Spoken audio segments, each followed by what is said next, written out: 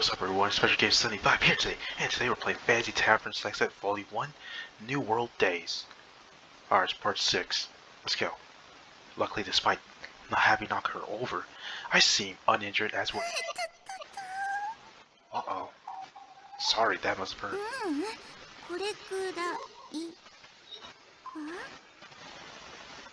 What's wrong? Did you get hurt somewhere else? Uh-oh. What? The pie's face grows red as she looks down at her chest. Uh-oh. Following her lines of vision, I see that my hands are grabbing tightly onto her chest. A mysterious softness fills my palms. Ooh. Lupin's body is incredibly soft. No! That's not the point!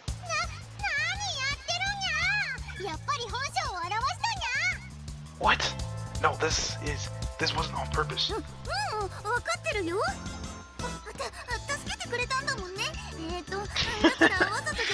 Bro, she's losing it. What?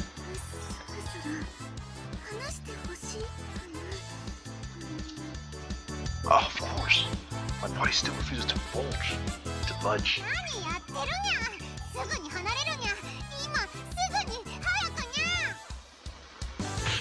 Oof. Jeez.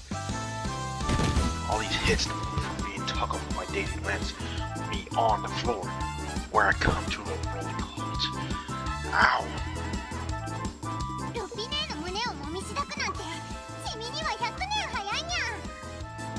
I wasn't tell her I didn't care as anything at all, but I hold back for now. I'm sure there will be trouble if I try to argue now.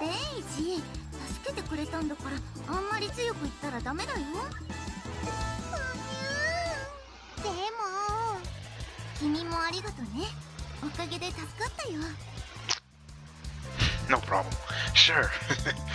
Lupin turns to me with a bright expression on her face, but I can't help feeling guilty.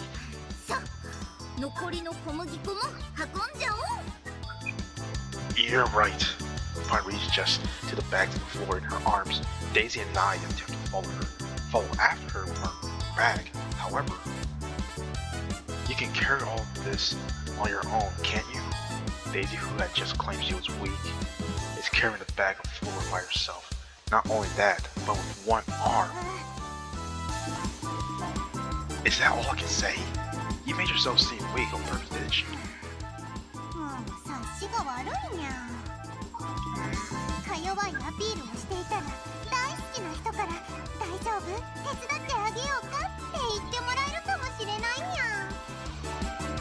However, I'm the one who got snagged in your trap, not the pine.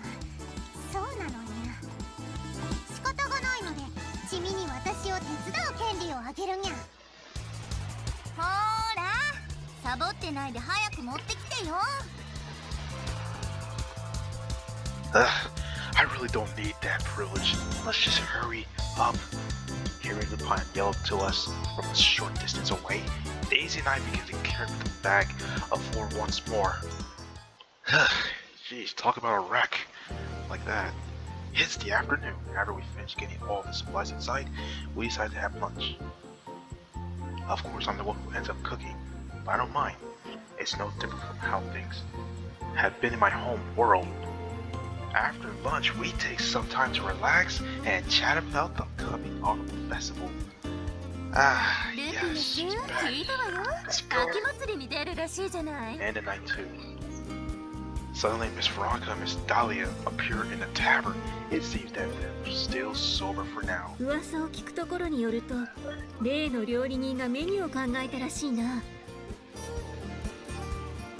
By a certain cook, do you mean me? この店で料理人と呼んでいいのは君ぐらいだろうからな。それでどうなの？本当に参加するの？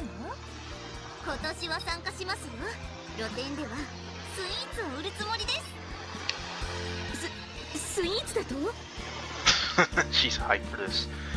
All the eyes gather on Miss Dahlia at her loud exclamation. あ、いや、すまない。菓子作りまでできることに驚いてしまってな。それにしても本当に料理関係のことなら何でもできるのね。秋祭りに出品するメニューも美味しいにゃ。楽しみにしておくといいにゃ。へえ。なんなのにゃ。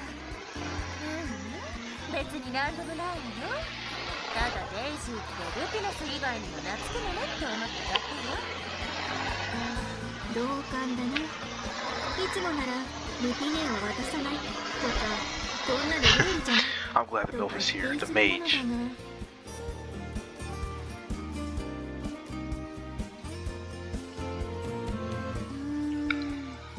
確かに最近は仲がいいかもね。Yep, they sure are. 私としては2人が仲良くしてるならそれでいいけど、別に仲良くなんかないにゃ。仕事仲間として仕方がなく認めてあげただけにゃ。あらあら照れちゃって。Ooh, you hear that? She said it. 赤くなんかないにゃ。それよりこれから町に行くって話はどうなったのにゃ。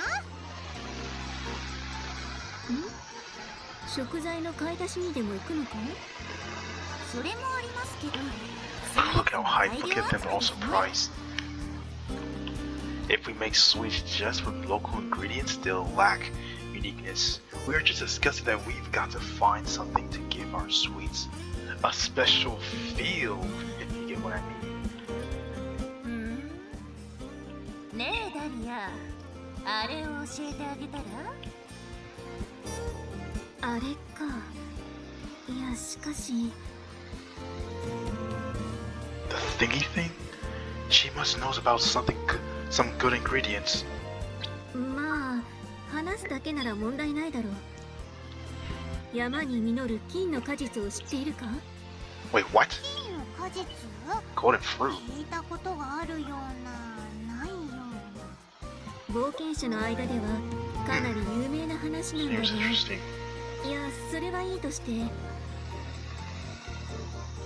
その果実はかなり美味らしい。おまけに王国内では高値で取引されていてな。それを見つけることが I で should き go れ check ば it out. し But ば look ら at く the 路頭に mage 困 though. ることはないらしい。You got large, small, 私たちもまだ and 見 then つけたこ medium とが is ない the のよ。 pine. 見つけようと思って見つかるものじゃないだろうからな。 Small, medium, and large. ベロニカのようにそのフルーツで一儲けしようなど考えているやつは特にな。別に一儲けなんて考えてないわよ。ただどれぐらいの路金になるのか気になっただけ。結局お金につながっているじゃないか。でも見つけることができたらお客さん。 So yeah, this right here, Lupine is medium size. See this? And she's still small size. Small, medium, and then large. そのフルーツを探してみる？ I'm not sure what to do. According to what Mrs. Baraka and Miss Dahlia say, it's not something easily discovered. However, as Daisy says, we'll surely be able to attract customer if we do manage to find it. In that case, I guess it won't hurt to give it a try. As long as it doesn't affect the other prep work, we might as well try looking. 決定にゃ。明日朝から探しに行ってみるにゃ。 Yes, let's go! Along with our preparations for the Autumn Festival, we had decided to go on a mission to look for this rare fruit that Miss Dahlia and her companion have told us about. However, just as they said, it's not easy to find. It's hard. We go deep into the mountains for the entire day checking places where people don't usually pass through. Still, we come up empty-handed. We begin to discuss the fact that it might be a good idea to buy supplies in the city after all. Later on, night falls. Back at home. Recently, there have been strange noises at night, and always at a specific time. Today, too? I've been hearing this noise almost every day now. I wouldn't care if it were a mouse or some other animal, but I can't help worrying that it may be a thief. Thanks to that, I've been waking up at evening at even the slightest noise. I'll never be able to sleep easily this way. I've got to figure out the cause of the sound, or I'll be in for some real mental damage. Let's get up, I guess. I suppose I'll get up. I think about ignoring it and try to sleep but I can see that it'll be impossible. I'm going to go crazy if the night's going to continue this way. I pick up the wood stick that I left in the corner of the room and leave my room in the attic. I walk from the attic towards the tavern, but I can't find anything that might make so much noise. It must have been a mouse after all. If it's nothing, I guess I shouldn't worry. Then I hear an even louder noise than before. Huh? A black shadow squirms around inside the kitchen. It's a silhouette I'm familiar with. Daisy? When I call out, the shadow comes to a sudden halt. What are you doing this late at night? Due to the fact that my eyes have adjusted to the dark, I can tell that the black shadow is Daisy. I feel relieved that it's not a mouse or a thief, but Daisy quickly turns her face away from me. She has a guilty expression on her face, as if she'd been caught red-handed.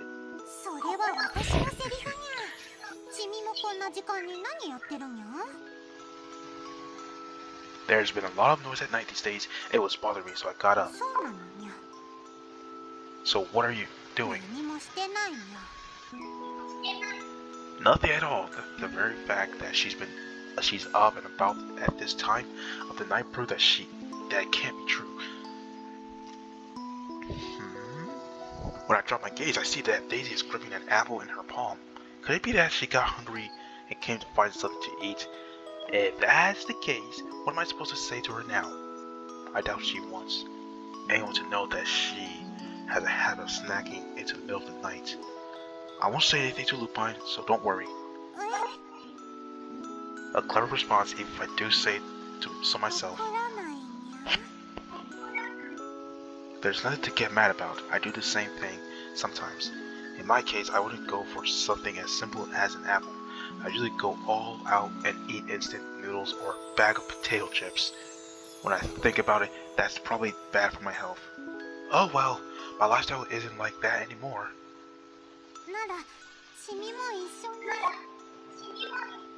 No, I just want to sleep. Be careful not to get busted by Lupin, okay?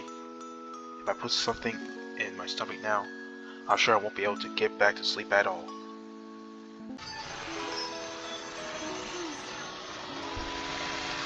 After hearing Daisy's response, I head back to my attic room. The attic room is not bad at all. I like it there. The next day, Lupin and I sigh while we stare outside the pouring rain that's hammering the window. Neither of us has been seen any sign of Daisy since this morning. Despite having searched the tavern, we can't find her anywhere. And of course, she's not in her room either. We thought she must have gone out to enjoy the nice weather. However, after lunch, clouds cover the sky. Finally, the skies open to pour down buckets onto us. I've been mistaken to think that she would rush home with this much rain. No sign of appearing anytime soon. We're simply waiting up for Daisy's return now.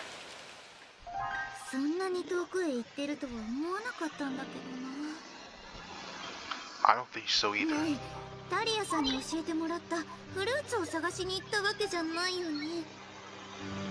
Surely she wouldn't do that, but I don't finish my sentence out loud. If there's any reason for us to go out on the field trip, it would be that. Could she have snuck out of her room in search of that fruit in hopes of pleasing the surprising Lupin? The weather's changeable, and the mountains, maybe the rain started pouring down even earlier there, and she's stuck somewhere. No way, right? The worst possible scenario flashes in my mind, but that's got to be an exaggeration. It's dangerous to let my thoughts get too pessimistic.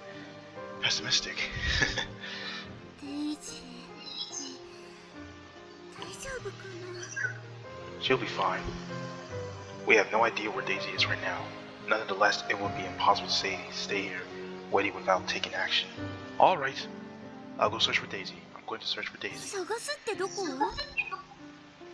Miss Dahlia told us where we might find that golden fruit, right? I think she could be around there. It means I'll have to go into the mountains, but...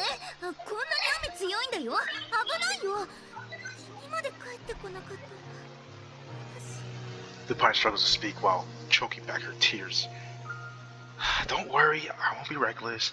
She might even come back a while I'm out there, right? Oh, no way. No, you stay here and watch over the shop. Didn't I just tell you she might come back while I'm out looking for her? If she comes back and no one's here, she'll probably get worried and start looking around for us. If it looks too dangerous, I'll turn back right away.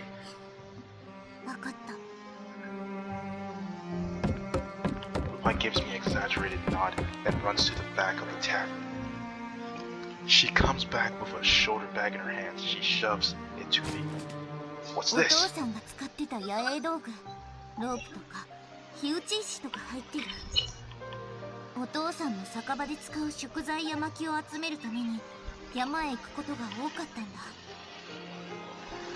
Was Lupin's father really just a simple tavern owner? There's a lot in there. The bag I accepted from Lupin is pretty heavy. There are some things in there that are unidentifiable, but they're definitely tools for mountaineering. This time I gratefully accept this bag. I reassure Lupin, who looks worried, and then hurry out of the tavern. Phew! The rain is even heavier than I thought. I've walked some 20 minutes or so since leaving the tavern, but I still haven't found Daisy. Rather than letting up, the rain is getting worse. The wind's strong as well. Could this be a typhoon? It must be, otherwise the rain and wind wouldn't be so intense.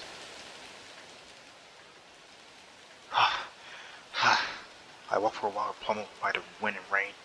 The view changes from an open prairie to the thick vegetation of the forest, which tells me that I've come a significant distance from the city, which, with an increase in trees around me, the intensity of the wind lessens compared to when I've been walking through the prairie. Still, as the path becomes worse, I have to use more physical energy to push on. It's that. In a valley deep enough, I see that a portion of the path that will have disappeared. A landslide. Along with a landslide, sand and mud has flowed over the path to rush into the valley where the water of the river there has turned brown and muddy. Yikes! There's some fruit which I've never seen before laying next to the path covered in mud. No way! I haven't found the desired fruit. Did Daisy eagerly walk back along this path, only to be caught up in the landslide? That could have happened. I put a stop to my negative thoughts and peek into the valley. Even if Daisy fell down there, no one would be able to spot her. I have no proof that Daisy fell down there, but I should check it out anyway. Let's go and see. I'm turning on the same path and find a suitable place to descend to the valley. I walk to the edges so I don't get swept up in the rush of the river, water, and move to the location of the landslide. The place where I arrive vividly displays the horror of the natural disasters. I know there's no way anyone could get caught up in this landslide and then to talk about it. Oh, cave. When I search around the area where the mud has accumulated, I found what looks to be a small cave. Oh, she hidden here. Even if the water level rises, you still have some leeway in here. It's the perfect place to hide for a while at a time like this. Daisy, are you there? No answer. Are you there? I can't see all the way inside, but the cave seems pretty deep. She might be in here, so it's a good idea to check all the way to the back if possible. I take the flint from my back and attempt to light one of the candles. Accepting this back from Lupin was the right choice. Alright, I succeed in getting one of the candles to lit. Let's get back in my world. There was a time where I'd been an aspiring camper. For some reason, the video that I've watched hadn't been how to use a knife or gas burner, but how to light a fire with flint. You know, flint or instruments you use to start a fire are all primal tools that tickle the fancy of a man's heart. I'm sure this is the method that anyone would use. Hang on. This isn't the time to be dwelling on that. I've got to find Daisy quick. Daisy, are you there? I strain my voice while I move deeper into the cave. However, there's no response no matter how many times I call out. Only the echoes of my voice. I hear the sound of the steps from deep in the cave. They're moving slowly, but I can tell that they're coming this way. If only I had a flashlight now, I'd be able to illuminate much farther. There's nothing I can do without any electricity. There she is. Daisy, Daisy, is that you? The one who appeared from the dark of the cave is an exhausted looking Daisy.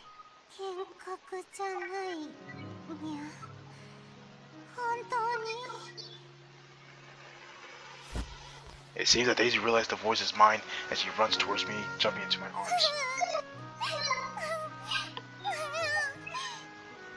Daisy clings to me and I hug her tight to the chest, patting her head as she sobs loudly. I'm glad you're safe. Her hair and clothes are all wet and her body is chilled through. When I see her shivering in my arms, I can tell how freezing cold she is. I'll light a fire for you, so just wait a minute. Wow, this cave looks really interesting inside. Daisy and I just sit around the fire and absorb its warmth. Daisy sits across from me, looking dazzled as the fire while she warms her hand in the flame. For a time, I worried about what to do. Even though I talk about lighting a fire, there's no way I thought I could find a dry wood in a storm like this.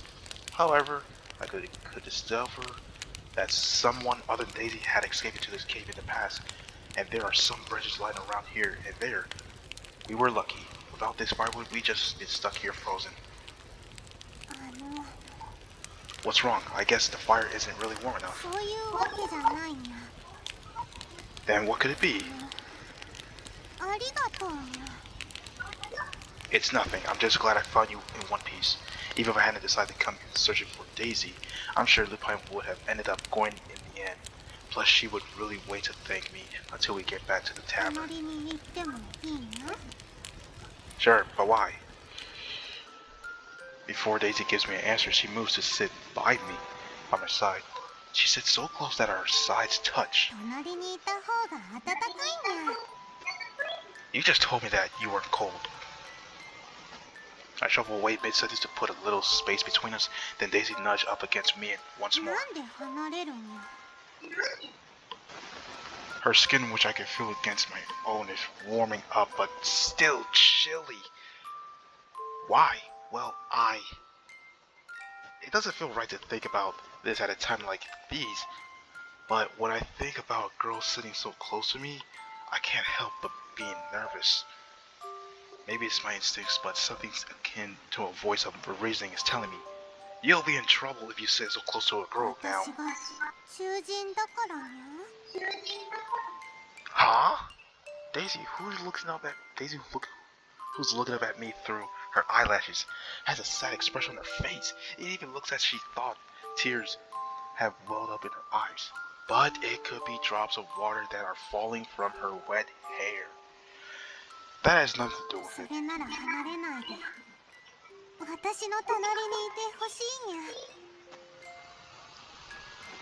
This time she doesn't only snuggle close but grabs my arm and lays her head on my shoulders as well. What is going on here? Recently I heard less and less complaints from Daisy. Well, it hasn't stopped completely when it comes to Lupin. However, Daisy has never attempted to get close to me like this before. Hey, why did you ask me? Is it because I'm a cat girl? Daisy's expression clouds at the innocence of question. She then turns up at me and lets out a long sigh.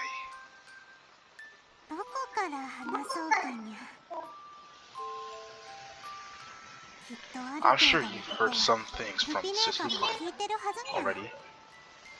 Oh, sure, I read this. I heard that you were discriminated against.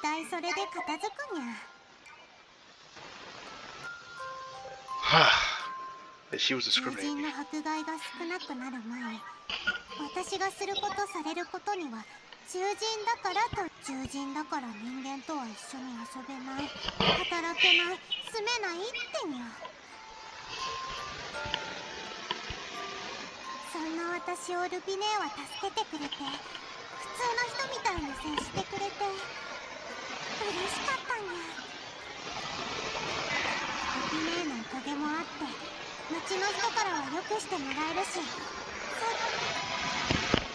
I didn't finish that.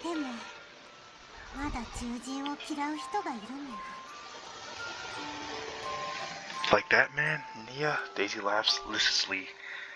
And this is the end of today's episode, guys. Well, yeah. And thank you everyone for watching this video. Don't forget to like, comment, subscribe. Don't forget to share this video as well. And I'll see you guys in the next episode.